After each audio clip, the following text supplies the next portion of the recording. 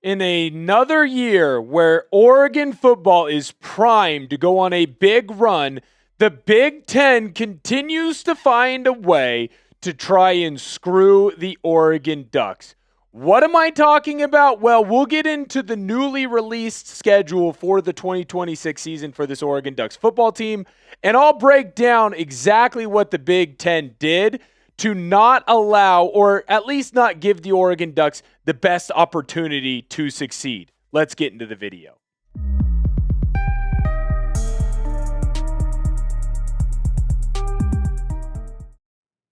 Oregon football's 2026 schedule was released, and we're going to break it down here on the Oregon Football Report. I am your host, Will Ortner, and I'll tell you right now, it feels like another year where the Oregon football team is going to not only have to battle some really tough opponents in the Big Ten, but battle the schedule, something that they can't really control. And unfortunately, it's not like the 2025 year for the Indiana Hoosiers, or I guess I should say the 2024 season for the Indiana Hoosiers, where they got to just miss everybody. The Oregon Ducks not only have to play a difficult schedule, but some things that not every other team has to deal with in the Big Ten Conference. Before we get into that, though, I got to shout out my guy, Christian Malley. Thank you so much for sharing the video that we posted yesterday on Twitter. It helps us pick up more people, and Christian, it shows just how much of a real one you are. If you want to get a potential shout out just like Christian, or at least get me replying to you down below in the comment section of your Twitter,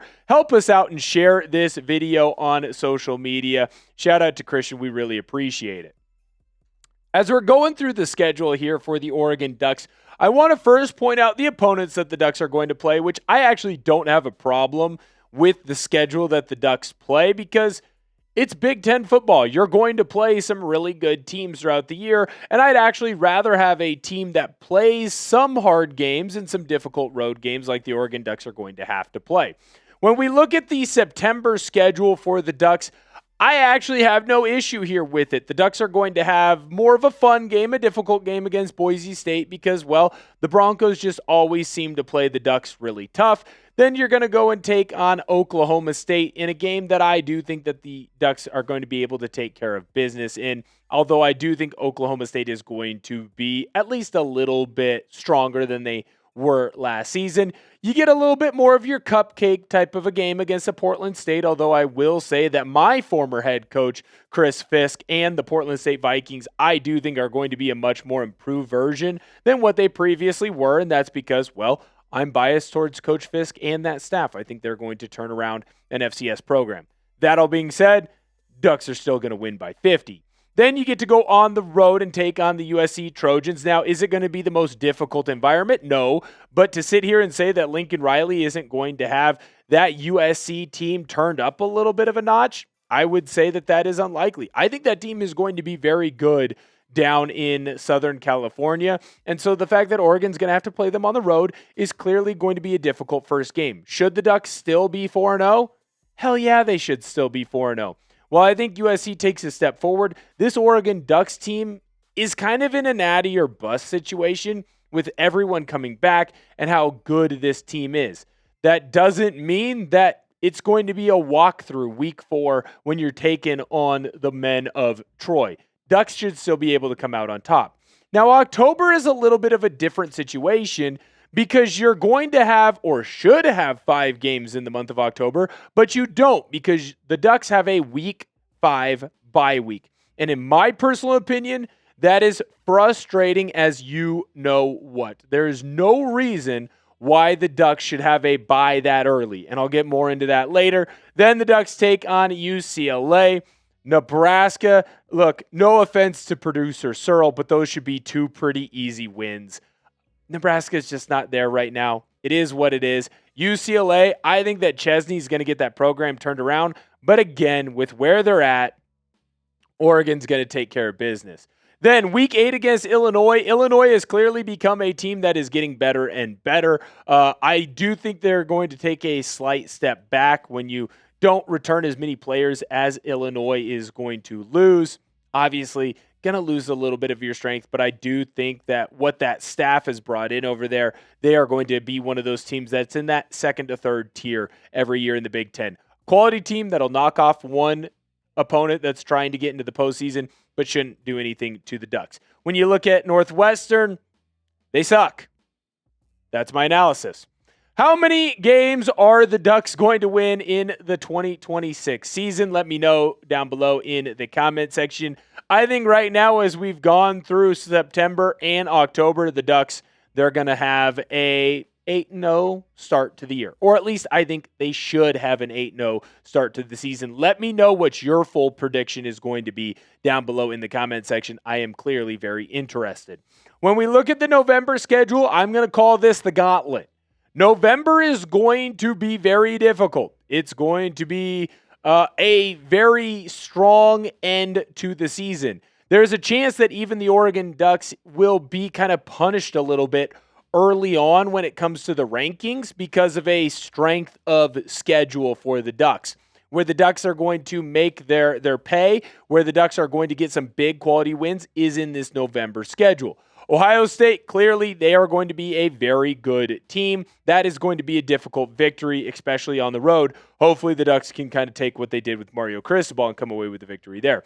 Michigan, I don't care what anyone has to say about whether they will be as strong as they were in those final couple of years with Jim Harbaugh. Kyle Whittingham knows how to coach. He's going to build a winner. And while Lanning has had success against Whittingham when Whittingham was at Utah, that doesn't mean that Michigan team is going to be some pushover. Now, it does feel good that Michigan will have to come on the road to take on the Ducks, but to sit here and say that you get Ohio State, Michigan back-to-back is going to be some kind of cakewalk, or at least, well, hey, the boys will have a little bit of a fresh air against Michigan in Week 11, I just wouldn't say that. That's a brutal schedule.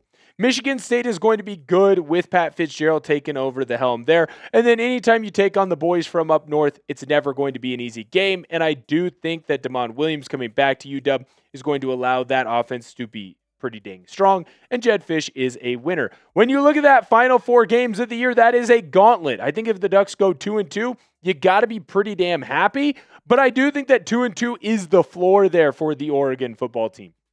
In my eyes, this is a no worse than 2-loss schedule. 2 losses probably get you into the postseason, but I still think that if you're the Ducks, it should be more of a 1-loss or no-loss record going in to the finals. November is going to be an absolute gauntlet, and that is the first little bugaboo that I have with this Big Ten schedule. The fact that all of the top teams were kind of pushed off into the back end, I think is Bush League, and I'm very fired up about it. I have another thing that I'm very fired up about with the Oregon Ducks, but before I get into that, hit that sub button. Look at how close we are. 136 subscribers away from 3K. We are trying to be the fastest growing Oregon football channel here at Chat Sports. 1, because we're the only channel, but 2, and more importantly, because we are trying to show the bosses that the Ducks need more coverage in 2026. I want to be able to do watch parties. I want to be able to go live, and I can't do that if we have one of the smallest, if not the smallest channel here at Chat Sports. So come on in, hit that subscriber button. It's a tough schedule.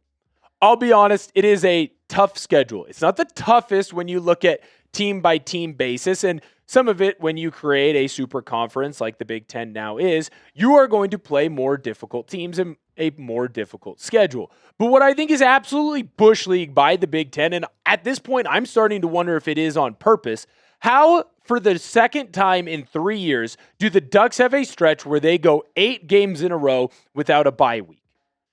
Because the Ducks have that early bye week in Week 5, they are going to have to play from Week 6 all the way to the end of the year without getting a break. And that's going to be huge, especially as you look at the November schedule, because the Ducks are going to have to try and stay healthy through that entire time. And where most of those injuries could pop up and occur is when the Ducks have to play the most difficult opponents. When you look at the 2024 schedule, it was brutal. Not necessarily because of the teams that the Ducks were going to have to play, but because you went from basically Michigan State until Wisconsin without getting a single bye week for the Ducks. Now, were they able to win all of those games? Yes, they were, but again, that was a veteran team with a little bit more depth than this team might necessarily have. Depends on how the younger players turn out. But more importantly, what I would say and what I would argue is you saw those injuries start to kind of affect the Ducks right around that Michigan game. Remember, Tez Johnson got hurt in that game. You saw a lot of Ducks go down to the point where you almost lost to Wisconsin on the road in a very difficult game. But against UW, against Penn State, there were a lot of key Oregon Duck players that weren't able to play because they had to play for 8 straight weeks. Now, the 2025 schedule, I would say, was a little bit easier, but the Ducks still had to go on the road to Northwestern. The Ducks still had to go on the road to Penn State. The Ducks still had to go on the road to Rutgers and Iowa. What am I meaning about there? What am I kind of complaining? It's the longest travel schedule of any team, and that's before the Ducks get into the postseason, where you're traveling all the way down to Miami to play in the Orange Bowl, and then you have to travel all the way back to the East Coast to play against Indiana in the Peach Bowl. So you have all this travel schedule that clearly affected the Oregon football team. Guys were starting to get hurt. Guys were starting to get tired. And while I'm not here to blame other things, Indiana was clearly the best team in the country, and they were going to win that football game. You can't tell me that the travel didn't have an effect on the legs of the Oregon football team. When I look at the schedules for the last couple of years with the Ducks, they are clearly getting hosed by different scheduling conflicts. I'm never going to complain about the teams that Oregon is going to have to play. The Big Ten is a good conference, the best conference in college football. You're going to have to play difficult teams. But there is a way to schedule your conference games so that it is a little bit more of a fair road. Hey, the Ducks have to go and play at Ohio State. Well, maybe there's a bye there. Hey, the Ducks have to go Ohio State, Michigan back-to-back. Well, maybe both of those games get to be at home. But that's not what the Big Ten continues to do. And some of it is on Oregon for the scheduling decisions that they have made. But I think that's also why you're seeing Oregon schedule more easy non-conference games so that they are at least getting a little bit of a breather early on in the year, or at least trying to figure out what this team can be early on in the year. Because by the end of the season, you better have your chin strap buckled up real tight, and the team better be minding all their P's and Q's, ready to go and have the best season that they possibly can because of how difficult the end of the year is. Let me know down below in the comment section, what Ducks game are you most excited for in 2026? I think it's the clear choice, of course, Ohio State on the road. Can the Ducks get it done again over in the Horseshoe? But more importantly to me, I think that a Oregon UW rivalry game to end the year, I think that one might be the most exciting because you're going to have two teams at the top of their powers, and don't be shocked if that game is a battle for a playoff seat. Let me know your choice down below in the comment section. The Ducks are going to have a difficult schedule no matter what.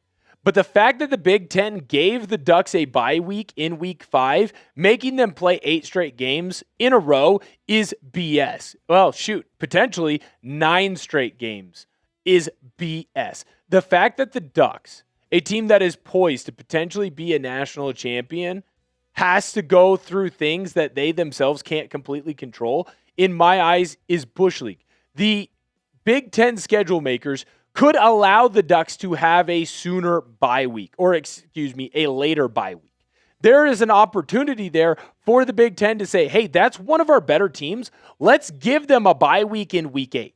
Let's give them a bye week that more kind of fits a team of their stature. But instead, the Big Ten says you're going to have your bye week early on in October, and you're going to have to find a way to fight through all of that adversity and still win. If this Ducks team has a bunch of injuries at the end of the year, so much so that it stops them from getting into the postseason, or ends up giving them a spot where the Ducks are hurt and injured and not able to perform at the peak of their powers in the playoffs, I'm going to be furious with the Big Ten.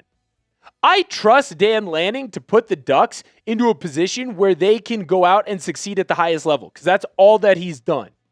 But to sit here and say that the Big Ten is putting the Ducks in the most advantageous situation for this to happen is not true. Would this type of schedule happen to Michigan?